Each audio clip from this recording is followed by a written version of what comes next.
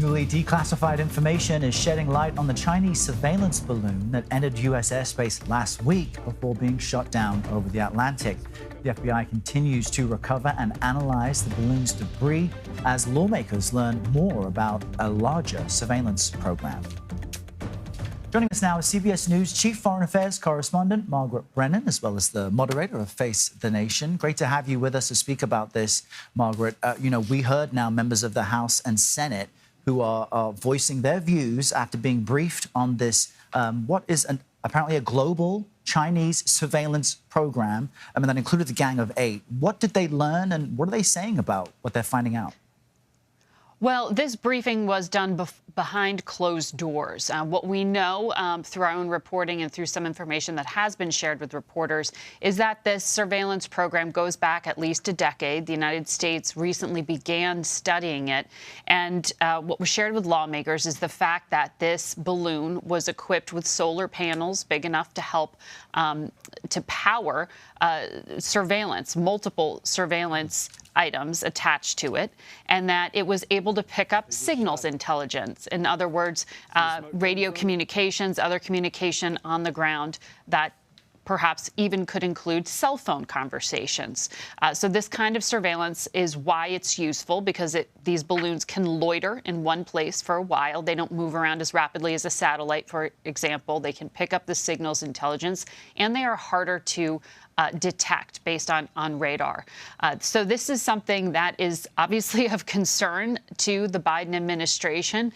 It is sort of a shift in description that we are getting now, where it is now being described as unintentional in some ways, or something that's causing some disagreement within the Chinese government as to whether this should have happened. So we're not quite clear yet on the full diplomatic fallout, but as you indicated, these lawmakers who are getting briefed are getting quite angry. So we are not expecting the story to die down anytime soon. You say it's not clear what that diplomatic fallout might be. The State Department says that U.S. officials are exploring retaliatory actions against China. What can you tell us about the current diplomatic relations between the U.S. and China, and how this incident could impact that?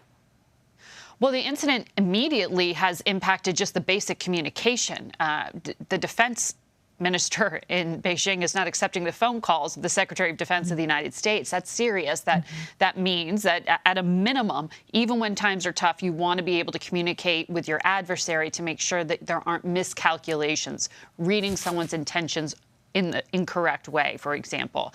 So that is a worry. On the diplomatic side of things, when you talk to officials at the State Department, they say, it is a disappointment that this trip that Secretary Blinken was supposed to take was called off at the last moment because of this balloon incident. They felt it was necessary, but the entire point of that trip was to try to build a floor under a relationship that has just been plummeting and getting worse and worse for years now, at a time when here in Washington, political tensions are only getting hotter.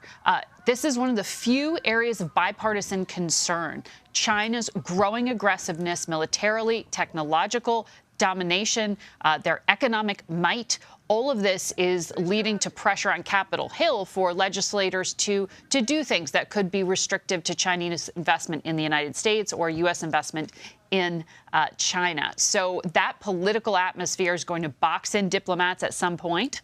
And so there is a lot of conversation within the administration as to what to do next. But in that announcement from the State Department yesterday, it clearly seemed to be leaning into the idea that at a minimum we should expect sanctions on some of the companies that may have helped to manufacture this particular balloon and the payload it carried.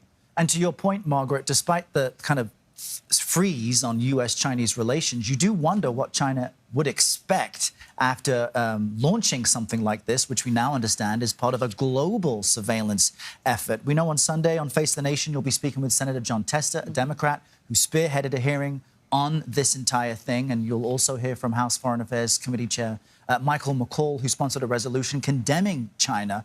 Talk to us about what you seek to find out on Sunday as this now spills into a debate in Washington. It does. And, it's not a secret that the United States spies on China, or that China spies on the United States in many, many ways. But there is a certain sort of code of conduct, so to speak, on certain things. And with this particular balloon, The reason it caused such outcry is because it was so brazen in the path it took over the state of Montana, John Tester's state, and through the heartland. And according to U.S. intelligence officials, that's the first time they've seen this. In the past, those incursions have been brief. They've touched U.S. territory and moved on, gathered something and moved on. This time, whether intentional or not, and most skeptics believe intentionally, these balloons hovered in areas where there were very sensitive military sites, including the state of Montana. I know John Tester wants to talk about that and held a hearing about it, and then continued to move through. So as the FBI and the military collect pieces of what was blown up,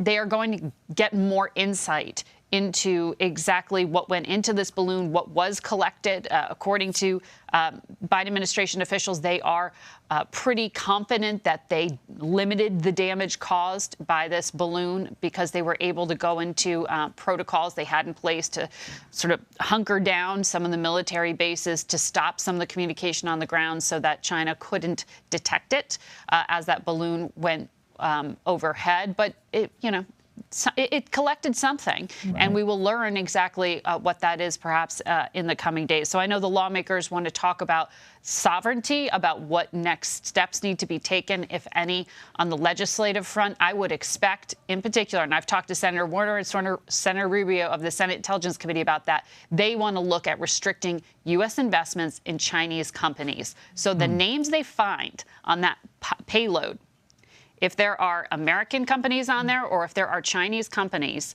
expect sanctions, but potentially also look for more export restrictions or just more restrictions to try to prevent Americans from unintentionally helping the Chinese military. So many ramifications yet to come. Margaret Brennan in Washington for us. Margaret, thank you. Thank you. And a reminder, you can watch Face the Nation with Margaret Brennan Sundays at 10:30 a.m. Eastern on CBS. You can also stream Face the Nation at 1:30 p.m. Eastern.